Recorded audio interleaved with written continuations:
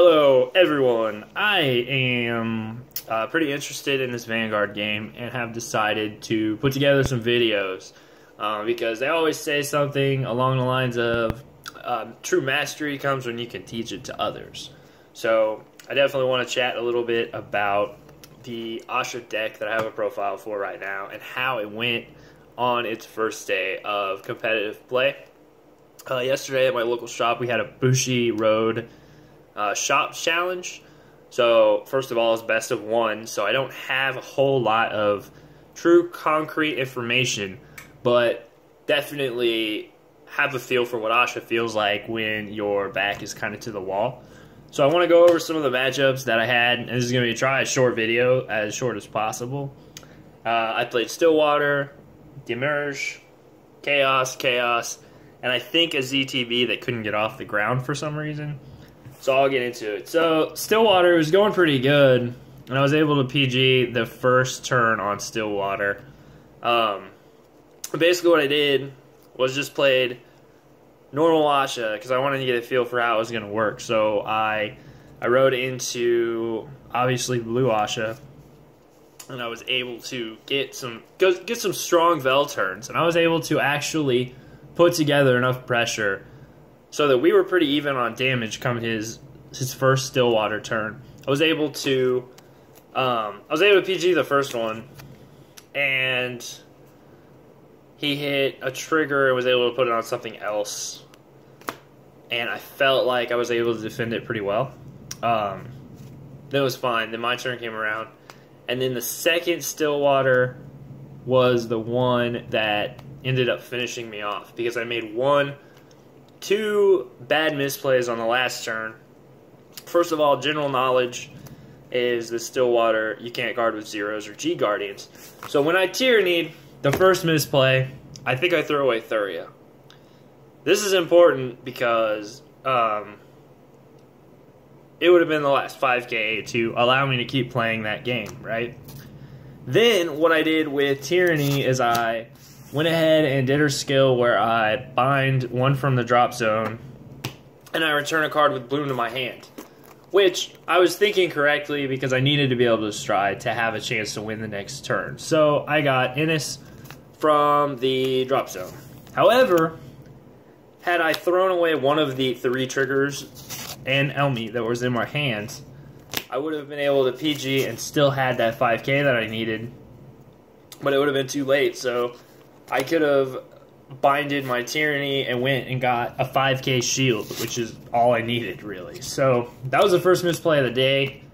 Unfortunately, hit a crit trigger and got that 2 crit triggers on his last turn, and he was able to put him onto a rear guard, and he ended up being 28 or so, and I just didn't have enough 5k in my hand to take care of it. So that was an unfortunate loss. I definitely will be guarding earlier against any OTT matchup and just not in games with triggers in my hands, especially that matchup. So the second matchup that I had was Gear Chronicle against Demiurge, which, if you know, I called him Christmas Lights, so I wasn't really taking him too seriously at first.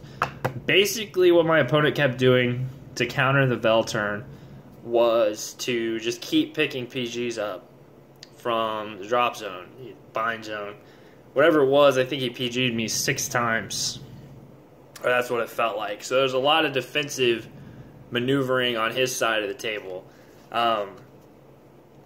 That's the only game I really felt out of. I can't really remember how the damage count worked, but I was defending as best I could, and then last thing I knew, I was getting swung at by a Vanguard for 76k, and I died. So I think guarding earlier, just guarding different things definitely would have helped me with the matchup. I think that Ahsha and Valhemia performed pretty well. Never got an opportunity to Zoa because I could not get a board. I couldn't get Ahsha into my hand. Like, even if I was going to throw Zoa out there for a last-ditch effort, I never got the opportunity. He kept bot decking my entire field, So I ran out of options in that one, and finally just had to admit defeat and take 3 crits or something. The next matchup was Chaos.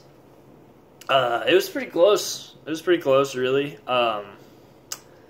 He locked my board, but luckily Blue Ahsha has a skill that you can return a card from your rear guard circles and your drop zone. And when you do that, that is a card. So it can be a locked card, it can be an unlocked card, straight up just card. So the wording on that's really nice because you target the circle and the card within the circle. Almost a little meta for some people's tastes, but what can you do? So anyway, Chaos went pretty well. I ended up hitting some crits that put him kind of against the wall, but at the end of the day, the free damage really changed how I wanted to play because it pushed me from 3 to 4, and then at that point, I just wasn't able to overcome. I never saw heal trigger that game. It was just rough. Then I played another Chaos, as I am now sitting 0-3. So I didn't play a very strong Chaos. I was able to Zoa that game by just counting cards and watching how he kept playing. He hit several heal triggers to get back down to 2 damage, but he ended up with 5 cards in hand, or 4. And I realized I hadn't seen the PG in a while, so I thought, hey, it's safe. I have Ahsha in my hand. I'm going to go ahead and use the dragon. It worked. Some different things. Then the last matchup was, I think it was a ZTB, but I'm not sure. My opponent wasn't able to ride grade 2, so I ended up just throwing 3 Innis and some rearguard backup out there, and it took care of business. So some things I learned from its first showing: doesn't have quite enough draw power to hang with the rest of the deck, so I understand why different players are running the 4 draw triggers. Not only that, but I'm running the 4 draw triggers that fuel the soul, because having a healthy soul is one of the main keys in running Blue Ahsha. Another key that I continually forgot about is that you get basically a free stride skill with a soul charge. So basically how this works is at the beginning of your ride phase, choose 1 card from each of your circle other than your Vanguard and your drop zone and put them on the bottom of your deck in any order. And if you put 2 cards, you can draw a card. That ran into problems when I had no field versus Demiurge, and also would have been in ZTB had they bought deck my entire field. Also, another thing about this skill is that you don't want to put Elmi back because she's too good to give you a stride, give you a Zoa, give you a grade 2 that you need to push numbers. So you want to make sure you're cognizant of all times that this isn't what your board looks like going into your first ride phase, because you'll be in trouble. So then, what I was saying about the free stride skill, first of all, and the soul charge, is that you draw a card and then you choose 1 card from your hand and call it to rearguard circle. I had problems when I was playing in the stride skill. Pay the cost, search your deck for 1 normal unit with Bloom, call it to rearguard, shuffle your deck, and if the number with the same card is 2 or more, you countercharge, soul charge.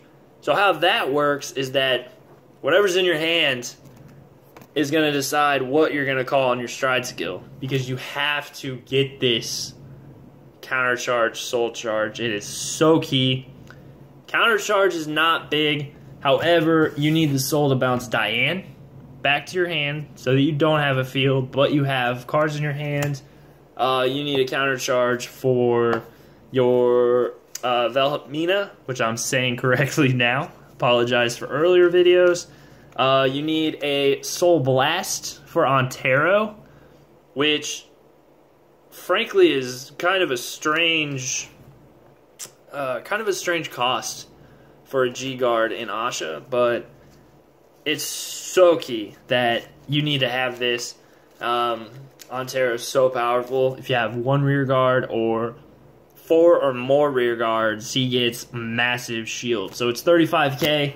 In the anime, it defended Drachma. So that's kind of a big deal. It's kind of a big deal if I say so myself. So I think those are some of the things I wanted to cover. I think the draw triggers are good. Draw triggers are going to be important. I'm running them at 4 because crit sack Ahsha is not very powerful. You will not see the crits. You shuffle so much. So if they were stacked, what are the odds they're going to stack up on like 10 shuffles? Probably bad. Probably bad. Crit's usually good if they can stack up in a deck that doesn't shuffle a lot, because you just have better odds, I think. I don't know. If you have numbers, tell me. I will look at them. Also, final note, if you need to tank matchups, this is your girl. This is your absolute girl, because you play her, you play another one, she blooms, you check the top 5 at the end of turn after bottom decking her for a card with bloom, which is your PG, or possibly anything else in your deck except for Thuria, triggers, and some other things. So those are just some points that I wanted to go over and just kind of put out into the universe. I'm hoping that I have a better showing next time with Ahsha. I think the draw triggers are going to be major help. I think keeping cognitive that I have a board enough to use Ahsha's skill and my starter is going to be key, as I think is important. You can probably also just skip the stride step for that turn, because Belle has enough power to call different things. You can like start with her, call, do whatever. She's pretty versatile. I would always try and get one column, whether it be 1 or 2 cards, and then another column, and then if it was a 1-card column, I'd call over that one, and I'd always try and bloom my second column. That was always my goal, is I wanted to try and bloom different things. I don't have any words on Leslie yet. I hear she's good. I'm going to keep her in the deck. I'm going to try and use her. But once again, Soul Blast 2 for her skill is expensive, and you need to make sure to keep up that resource management. That is it for me. Like I said, I'm just making these videos for really my own knowledge and my own kind of practice. If they're good, let me know. If there's something you want me to talk about, let me know. I know that this is new for me, so let me know. Have a great one. Bye.